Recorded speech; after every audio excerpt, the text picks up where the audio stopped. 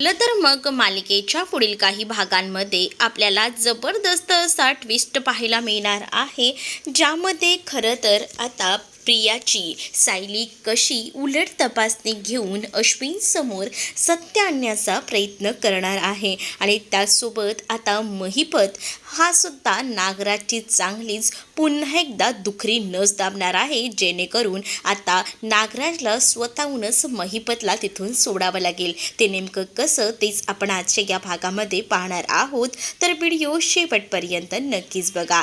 चला तर मग आजच्या आपल्या या भागाला सुरुवात करूया। प्रिया आता नुकतीच घरी आलेली असते। खरं तर ती असते महिपतकडे रात्रभर महिपतची देखभाल करत, पण घरी तिने अश्विनला खोटं सांगितलेलं असतं की ती श्रुती आणि त्याचसोबत रेवती या यांच्याबरोबर आहे। पण घरी आल्यावर जेव्हा आता अश्विन तिला विचारतो की काय ग पार्टी कशी झाली, त्यावर सानिकाने खूप जास्त मजा केली आणि सानिकानेच ही पार्टी दिली होती असं देखील आता प्रिया सांगू लागते। प्रिया जेव्हा आता हे सगळं काही सांगते ना, तेव्हा मात्र अश्विन तिला म्हणतो की काय सानिका, काल रात्री तर तू श्रुती पार्टी देते असं सांगितलं होतंस, आज तू सानिकाचं डायरेक्ट नाव घेतेस। सानिका ही कोण आता नवीनच? त्यावर आता सायलीसाठी ही सगळीच नावं नवीन असतात। श्रुतिका सुने, रेवती, त्यासोबत आता ही सानिका, ही सगळी नावं ना सायलीसाठी एकदमच वेगळी असतात। त्यामुळे आता ना सायली विचार करत असते आणि ती प्रियाकडे पाहत असते। दुसरीकडे सगळीच जण तिथेच असतात। कल्पना, सायली, अर्जुन, प्रताप हे आता मजाच बघत असतात की प्रिया कशा पद्धतीने अश्विनला शेंड्या लावायचं काम करते। अश्विन तिला आता म्हणत असतो की सांग ना मला सानिका कशी काय? तर आता प्रिया सांगत असते, अरे सानिका नाही का, अरे ती श्रुतीचीच ना बहीण आहे। मग आता बहिणी एकाच घरात असणार ना, मग श्रुतीची काय पार्टी आणि सानिकाची काय, ती सारखीच झाली। श्रुती तिची बहीण आहे सानिका असं सांगून आता प्रिया कसं बसं सगळं काही मॅनेज करायचा प्रयत्न करत असते। पण त्यावर सुद्धा अश्विनला थोडा का होईना संशय येत असतो, कारण आहे ना त्याला वाटत असतं की हे सगळं कुठेतरी खोटं आहे की काय। कारण आता त्याला प्रियाचे जे काही हावभाव असतात ना ते ओळखूनच समजत असतं। दुसरीकडे सायली आता विषयांतर न करता डायरेक्ट विषयाला हात घालतच प्रियाला विचारत असते की प्रिया मला एक गोष्ट सांग, ही जी सानिका आहे त्यासोबत श्रुती म्हणतेस आणि रेवती या तुझ्या कोणत्या मैत्रिणी? तुला कोण सांगणारी मी का सांगू म्हणून तुला? तू का मला हे सगळे प्रश्न विचारते? मुळात आहे ना तुझा आणि माझा काही संबंध नाही आहे, त्यामुळे या सगळ्या प्रश्नांची उत्तरं मी तुला द्यायला बांधील नाही आहे असं प्रिया सांगते। त्यावर मात्र आता कल्पना ओरडते आणि कल्पना म्हणते की हा माझ्या मुलाच्या संसाराचा प्रश्न आहे आणि तिने जर तुला काही विचारलं तर त्याच्या प्रश्नाचं उत्तर तू द्यायलाच हवं, कारण या घरात तुला तिनेच ठेवून घेतलेलं आहे हेही लक्षात ठेव। त्यावर मात्र आता प्रिया रागातच पाहत असते आणि प्रिया आता सांगत असते की त्या ना माझ्या कॉलेजच्या मैत्रिणी आहेत। त्यावर सायली म्हणते कॉलेजच्या मैत्रिणी, तुला असं वाटतंय का की तू जेव्हा कॉलेजला शिकत होतीस तेव्हा मी तुझ्याबरोबर नव्हती असं वाटतंय का? तुझ्या कॉलेजच्या मैत्री आणि सगळ्या काही गोष्टीत ना मला तेव्हाही माहिती होत्या आणि आताही सगळ्या आठवतात। तुझ्या मैत्रिणी कोणकोणत्या होत्या त्या, आणि मग या नवीनच मैत्रिणी कोणत्या आणल्यास कॉलेजच्या तू? असं आता म्हटल्याबरोबर प्रिया आता घाबरते। त्याला कळून चुकतं की हिने तर माझी वाटच लावायला घेतली। आता या अश्विन समोर तर माझं कुपीतच हिनं फोडलंय, कारण या मैत्रिणी नाही आहेत हे जर ह्याला कळलं तर मग आता प्रिया ही बाजू सावरायचा पुरेपूर प्रयत्न करते, कारण तिची चोरी पकडायला जायला नको यासाठी तिच्याकडे नवनवीन कारणंही असतातच। तसंच आता ती म्हणत असते की तू फक्त तेवढंच कॉलेज केलेस ग, पुढे कुठे शिकलीस? मी ना माझ्या बाबांकडनं ना पैसे घेऊन कोर्सही केलेला आहे फॅशन डिझायनिंगचा, आणि ते कॉलेजही माझ्यासाठी इम्पॉर्टंटच आहे। त्या कॉलेजमध्ये माझ्या काही मैत्रिणी आहेत आणि त्यांचंच मी बोलत आहे असं आता ती विषयांतर करतच म्हणत असते। आणि जेव्हा या सगळ्या गोष्टी प्रिया सायलीला म्हणते ना, तरीसुद्धा सायलीला प्रियाच्या वागण्यावर संशय येत असतो, कारण सायली ही प्रियाला पहिल्यापासूनच ओळखत असते। जरी प्रियाने आता थातूरमातूर कारणं दिलेली असली तरीसुद्धा काहीतरी गफलत आहे हे सायलीला बरोबर माहिती असतं। आता ही तर वेळ प्रियाने मारून नेलेली असते आणि प्रिया आणि अश्विन रूममध्ये जातात। तर दुसरीकडे सायली आणि अर्जुन आता याच विषयावर चर्चा करत असतात। अर्जुन सायलीला म्हणत असतो की तू प्रियाला आज असे उलटसुलट प्रश्न का विचारत होती? त्यावर सायली आता अर्जुनला सांगत असते की मला ना पूर्णपणे प्रियावर संशय आहे, कारण प्रिया ना तरी वेगळंच वागते आणि तिच्या या वागण्यावर यावर माझा पूर्णपणे संशय आहे. ती जे काही सांगते ना अश्विन भाऊजींना की मी या मैत्रिणीकडे गेले होते, रात्रभर मी तिथे थांबले होते, पण हे सगळं ना चुकीचं आहे. तिचं ना नक्कीच काहीतरी सुरू आहे, पण ते काय ना हे शोधून काढायलाच हवं, असं देखील आता सायली ही अर्जुनला बोलत असते. अर्जुनला सुद्धा आता प्रियावर संशय येत असतो. काल तो फोनवर येणारा आवाज आणि आज पुन्हा प्रियाचं हे खोटं बोलणं आणि आता डायरेक्ट सकाळी येऊन थबकणं, या सगळ्या गोष्टींचा विचार ना आता सायली आणि अर्जुन एका वेगळ्या पद्धतीनेच करत असतात. तर दुसरीकडे मात्र आता सायली अर्जुनला म्हणत असते की मला फक्त एवढंच वाटतं की अश्विन भाऊजींवर या सगळ्याचा परिणाम व्हायला नको, कारण आपले अश्विन भाऊजी खूपच साधे आहेत, भोळे आहेत. ते असाच विश्वास ठेवतायत त्या प्रियावर, पण ही प्रिया ना पक्की पोचलेली आहे. मी तुम्हाला म्हटलं नाही का की आता बघा ना, साक्षी या जगात नाही, ती जिवंत नाही, तरीसुद्धा एवढ्या सगळ्या घटना होऊनही अजूनही या प्रियाचा त्या महिपतसोबत संबंध आहेच की. मग आतासुद्धा कशावर ना महिपत कुठे आहे या गोष्टी तिला माहीत नसतील, तिला सगळ्या गोष्टी माहिती असतील, पण तरीसुद्धा ती या गोष्टी आपल्या सगळ्यांपासून लपवते. त्यामुळे ना आपण ना जरा बारकाईनंच तिच्याकडे लक्ष ठेवायला हवं, असं देखील आता सायली ही अर्जुनला सांगत असते. त्यावर अर्जुन देखील सायलीच्या बोलण्याचा आता विचार करू लागलेला असतो. तर दुसरीकडे मात्र आता पाहायला मिळतं प्रिया जी आहे ती आता रूममध्ये असते आणि तेवढ्यातच ना आता अश्विन जो आहे तो कामावरून घरी आलेला असतो आणि त्याच वेळेला आता अश्विन आता प्रियाला म्हणत असतो की काय गं प्रिया, तू पार्टीमध्ये होतीस पण पार्टीतले फोटोज ह्या वेळेला तू मला दाखवले नाहीस, म्हणजे मलाही बघू दे ना काल काय काय तुम्ही एन्जॉयमेंट केला ते, असं आता प्रियाला अश्विन बोलत असतो. त्यावर आता प्रियाला भीती वाटत असते की आता मी ह्याला कोणतेच फोटो दाखवू, कारण ती तर काल त्या महिपतसोबत तिथं होती, कसली पार्टी आणि कसलं काय असंच तिचं झालेलं असतं.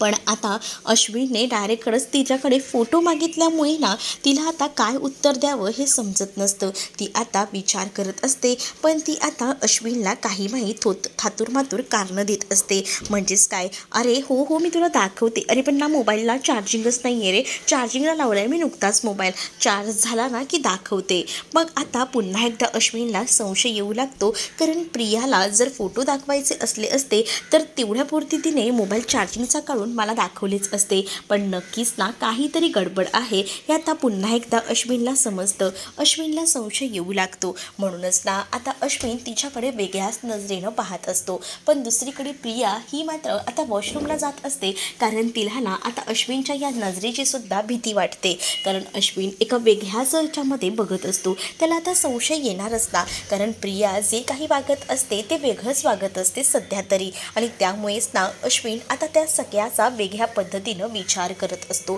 दुसरीकडे मात्र आता प्रिया म्हणत असते आताच्या वेळेला कशी वाचली आहे, काहीतरी कारणं दिली आहेत, पण आता उद्या काय करायचं, पुन्हा जर यांनी मला विचारलं तर, पण आता तर जाऊ दे, आता या सगळ्यातून मी वाचली आहे तोपर्यंत काहीतरी ॲडजस्टमेंट करता येईल फोटोची. तर दुसरीकडे पाहायला मिळतं की नागराज आणि त्यासोबत महिपत हे दोघंही जण भेटलेले असतात. म्हणजेच आता नागराज ना जिथे महिपतला बंदिस्त करून ठेवलेलं असतं ना तिथे येऊन पोचतो. आता नागराज तिथे येऊन महिपतला धमक्या देऊ लागतो आणि त्याला आता म्हणत असतो की तुला काय वाटतंय की तू आम्हाला अडकवायचा प्रयत्न करतोयस, आणि या सगळ्या गोष्टींमध्ये ना एक गोष्ट लक्षात ठेव की तू आता ना माझ्या तावडीत आहेस. तुला जर काही करायचं असेल ना तर मी ते एकाच झटक्यात करू शकतो, कारण माझे सगळे पुरावे जरी तुझ्याकडे असले ना तरी तू माझ्याकडे आहेस. म्हणजेच मी तुला असा संपेन ना की तू पुरावा म्हणून कोणाला भेटणारच नाही आणि तुझं कोणी ऐकणारही नाही, जर तू या जगात नसशील तर, असं आता नागराज म्हणत असतो आणि त्याचा गळा दाबायचा प्रयत्न करत असतो. पण आता नागराजची डेअरिंग इतकी वाढलेली असते की तो महिपतला डायरेक्टच बोलत असतो, पण महिपत देखील या सगळ्यात घाबरत नाही. महिपत सरळ त्याला म्हणतो की तुला मला मारायचं आहे ना, चल बिनधास्त मारून टाकशील का, टाक मारून, मला काही फरक पडत नाही, आणि मला मारून टाकल्यावर तुला असं वाटत असेल की तुझे सगळे पुरावे नष्ट होतील, म्हणजे माझ्याकडे जे काही आहे ना ते माझ्यापुरतं आहे, म्हणजेच जर मी बोललो तर तू या सगळ्यात अडकशील असं जर तुला वाटत असेल तर हे तुझं चूक आहे. कारण तुला एक गोष्ट माहिती नाही आहे, पण मी तुला आठवण करून देतो, जेव्हा त्या मधुभाऊला मारलं होतंस बघ, तेव्हा त्या मधुभाऊला मारल्यानंतर तू धावत पळत तो सुरा घेऊन माझ्याकडेच आला होतास, आणि तो तो सुराणा मी तुला म्हटलं होतं की त्याच्यावर ज्या काही फिंगरप्रिंट्स आहेत, तुझ्या हाताचे ठसे आहेत ते मी मिटवतो, पण मी तसं काही केलेलंच नव्हतं. तो चाकू ना अजूनही माझ्याकडे तसाच आहे. मग जेव्हा तो चाकू भेटेल पोलिसांना तेव्हा तुझं काय होईल? तेव्हा तूच या सगळ्यामध्ये अडकणार आहेस, कारण त्यावर तुझेच फिंगरप्रिंट आहेत. महिपतने असं म्हटल्याबरोबर नागराज थोडा घाबरतो, कारण आता महिपतकडे जे शस्त्र असतं ते महिपतने बाहेर काढलेलं असतं. तर महिपत हेही म्हणतो की तुला जर मला मारून टाकायचं असेल तर बिनधास्त तू मारून टाकू शकतोस, पण जेव्हा माझा खून होईल तेव्हा सगळ्याचा तपास होतो. पोलीस सगळ्या गोष्टींची माहिती जमा करतात. त्यावेळेला जेव्हा ते माझ्या घरी जातील तेव्हा बरेच काही ना काही पुरावे त्यांना भेटतील, कारण सगळे पुरावे ना मी माझ्या घरीच ठेवलेले आहेत. आणि तू एक गोष्ट विसरतोयस, त्या सूर्याची सुद्धा. जर त्यांनी पाहिलं की त्याच्यावर तुझीच फिंगरप्रिंट आहेत, तर मग तू तर 12च्या भावातच जाशील. मी मेलो काय आणि जिवंत राहिलो काय? तू तर अडकणारच आहेस कसाही. त्यामुळे तुला काय करायचं आहे ना ते कर, आणि जरी तू मला मारून टाकलंस तरीसुद्धा तूही मरशील, एवढंही लक्षात ठेव, असं देखील आता महिपत नागराजला बोलतो. नागराजला आता खूपच भीती वाटू लागते. जो नागराज महिपतला धमक्या देत होता, त्याचे गळे दाबत होता, तो आता नागराज एकदमच नरम पडलेला असतो, कारण महिपतकडे एकदमच चतुर माणूस महिपत आहे आणि त्याच्याकडे सगळे पुरावे आहेत. आणि तो सुद्धा बरोबर जाणून आहे की आपण जर कुठे अडकलो तर या लोकांना कसं आपण या सगळ्यात अडकवायचं.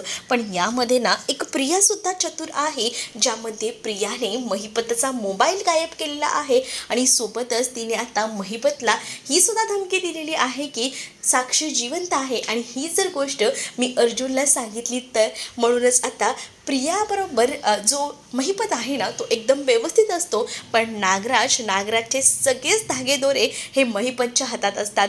ते जर धागेदोरे महिपतने हलवले तर हा नागराज नक्कीच फासावर चढणार, हे मात्र फिक्सच झालेलं आहे. त्यामुळे आता जेव्हा महिपत ह्या सगळ्या गोष्टी नागराजसमोर बोलतो ना, तेव्हा नागराज एकदमच नरम पडतो. त्याला काहीच बोलायचं ऑप्शन आता उरत नाही. तो आता शांत राहतो. त्याला आता तिकडनं लवकरात लवकर सटकायचं असतं, कारण जास्त वेळही तू बाहेर थांबू शकत नाही, कारण त्याला तशी रविराजांनी धमकी दिलेली आहे.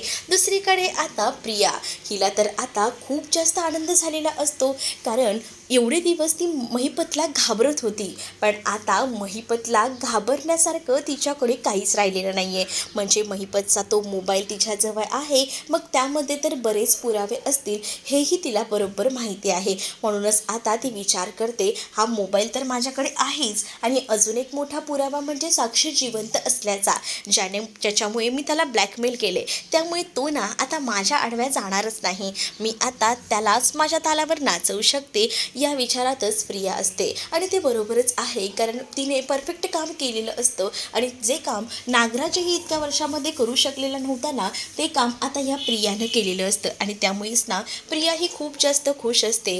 प्रिया ही नागराजसोबतच आता हातात डबल गेम खेळत असते. म्हणजे नागराजला भलतंच सांगायचं, महिपतला भलतंच सांगायचं आणि गेम करायचा. आता मात्र नागराज जो आहे त्यांनी प्रियाला कॉल केलेला असतो, कारण त्याला आता रात्रीच्या वेळेला तिथे थांबता येणार नसतं. रविराजांनी त्याला सरळ धमकी दिलेली आहे, नाहीतर घराच्या बाहेर काढेल. म्हणूनच आता तिथे त्याला रात्री थांबता येणार नसतं, म्हणून तो प्रियाला कॉल करतो. प्रियाला म्हणतो की आता तू नाईट शिफ्ट करायला इथे ये. त्यावर प्रिया म्हणते की तुम्हाला वेळ लागलाय का? तुम्हाला खरंच ना कळतच नाही वाटतं, कारण मला असं वाटत होतं की तुम्हाला जरा तरी डोकं असेल, पण डोकं नावाची गोष्ट आहे का? काल रात्रभर मी घराबाहेर होती, आज मी कशी सगळ्यांना उत्तर दिलेत, आणि आज मला पुन्हा तुम्ही घराबाहेर पडायला सांगताय, ते सुद्धा रात्रीच्या वेळेला, मला जमणार नाही. तर इथे आता नागराज म्हणत असतो की अगं तुला काही कळतंय का? मला किल्लेदारने घराबाहेर पडायचं नाही सांगितलंय, नाहीतर दादा मला ना फासावरच चढवेल, हा चढवायच्या आधीच. त्यामुळे ना त्या महिपतवर लक्ष द्यायला तुला इथे यावंच लागेल. त्याचे तर हातपाय मी बांधून ठेवलेत, पण तू इथे येऊन बस, नाहीतर त्याच्याबरोबर काही होऊ शकतं, तो कसाही सुटू शकतो. प्रिया म्हणते की ठीक आहे, बघते मी काय करायचं आहे ते. आणि त्यानंतर ना आता प्रिया जी आहे ती मात्र फोन ठेवून देते. आता प्रिया विचार करते, मी कसं बसं सकाळी तर उत्तर दिलं होतं, पण आता काय करू? आता तर मी पुन्हा या सगळ्यामध्ये अडकली आहे. मग ती विचार करते की अश्विनला आता काय कारण सांगायचं, कारण या नागराजने ना पूर्णपणे प्रियाला अडकवून टाकलेलं असतं, फसवलेलं असतं. कारण जर महिपतकडे जायचं म्हटलं तर आता काय, म्हणूनच ती आता टेन्शनमध्ये आलेली असते. आणि मग ती विचार करते की नाही, मला ना थोड्या वेळासाठी का होईना जावं तर लागणार आहे त्या महिपतकडे. त्याला थोडं धमकवलं तर तो थोडा तरी वटणीवर येईल, थोडा विचार करेल आणि थोडा घाबरून राहील, असाच विचार ना आता प्रिया करत असते. आणि म्हणूनच मग ती पटकनच तयारी करायला घेते. अश्विन तर घरी आलेला नाही आहे, मग अश्विन यायच्या आधी आपण रिटर्न येऊ असा तर विचार मनामध्ये येत असतो. पण या घरातले म्हणजेच खास करून सायली, तिने जर अश्विनला आता आपल्या बाजूने वळवायला घेतलं तर तिथून सुद्धा आपली गोची होऊ शकते, हेही प्रियाला माहिती असतं. म्हणूनच आता प्रिया या नागराजच्या कचाट्यात अडकून गेलेली असते. मग आता घराबाहेर पडायचं असेल तर अश्विनच्या कानावर आपल्याला ही गोष्ट टाकावीच लागेल असा विचार आता ती करते. कारण जर अश्विनला न सांगता घरातून गेले आणि अश्विन घरी आला आणि पुन्हा जर काही विचारत बसला घरच्यांना, तर घरचे उलट त्याला भडकवायचंच काम करणार. माझ्या बाजूने तर कोणी उभं राहणार नाही. पण आता सध्याला अश्विनचा विश्वास जो आहे तो आपल्याला गमावून चालणार नाही, असाच विचार ना प्रिया करते. प्रिया पटकनच फ्रेश वगैरे होते आणि प्रिया आता बाहेर पडायचा निर्णय घेते. पण त्याआधी ना ती अश्विनला कॉन्टॅक्ट करते. अश्विनला म्हणत असते की अश्विन, तू अजून आला नाहीस, तुला उशीर होणार आहे का? अश्विन म्हणतो की हो, आज पेशंट जास्त होते त्यामुळे उशीर झाला, मी थोड्या वेळात येईन, तरी साधारण मला 1 ते 1.5 तास यायला. मग त्या वेळात प्रिया विचार करते की तेवढ्या वेळात मी जाऊन येऊ शकते ना. म्हणून आता प्रिया अश्विनला म्हणत असते की अश्विन, मी ना पटकन ना माझ्या मैत्रिणीकडे जाते. अश्विन म्हणतो एवढ्या रात्री काय चाललंय काय तुझं?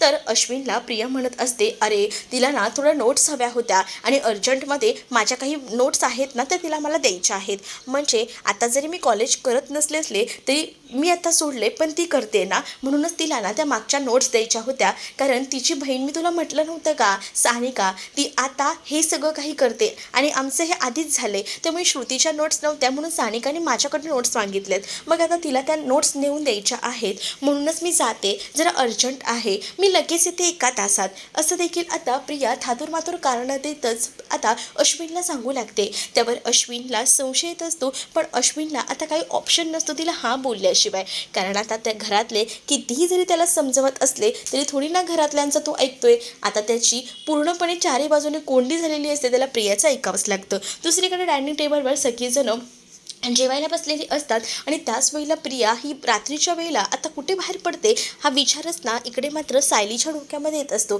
सगळीजण जाणाऱ्या प्रियाकडे पाहतात, पण प्रियाला एकाही शब्दाने काही बोलत नाहीत ना अडबत नाहीत. कारण तीही कोणाला घरात ग्राह्य धरत नसते, की कोणाला सांगून जाईन की मी आता घराबाहेर पडत आहे. तीही कोणाला काही सांगत नाही, ती डायरेक्टली घराबाहेर पडते. पण आता सायली ही पूर्णपणे संशय घेते आणि सायली जेव्हा आता रूममध्ये जाते तेव्हा अर्जुनशी याबद्दल बोलत असते. आणि तुम्ही पाहिलंत का, कालही प्रिया बाहेर होती आणि आजही प्रिया पुन्हा एकदा बाहेर गेली आहे. म्हणजेच या प्रियाचं काहीतरी नक्कीच सुरू आहे आणि आपल्याला आता प्रियावर बारकाईने लक्ष ठेवावं लागणार आहे. सायली आता अर्जुनला बोलत असते. अर्जुनही म्हणतो की आता आपण हे बघूया ती घरात ती पुन्हा कधी येते, सकाळी येते की रात्री येते हे ते. मग आपण त्यानुसार उद्या तिचं टाइम टेबल व्यवस्थित सेट करूया आणि तिच्यावर लक्ष ठेवूया. नक्कीच तिचं काहीतरी गडबड सुरू आहे हे मात्र आता अर्जुन आणि सायलीला समजलेलं असतं आणि त्यामुळेच आता प्रियाची बारी असते या सगळ्यामध्ये अडकायची. तर तुम्हाला हा भाग कसा वाटला हे नक्कीच कमेंटमध्ये सांगा आणि अशाच नवनवीन भागांसाठी आपल्या चॅनलला सुद्धा सबस्क्राईब नक्कीच करा. चला तर मग भेटूया पुढच्या भागामध्ये. तोपर्यंत टाटा बाय बाय.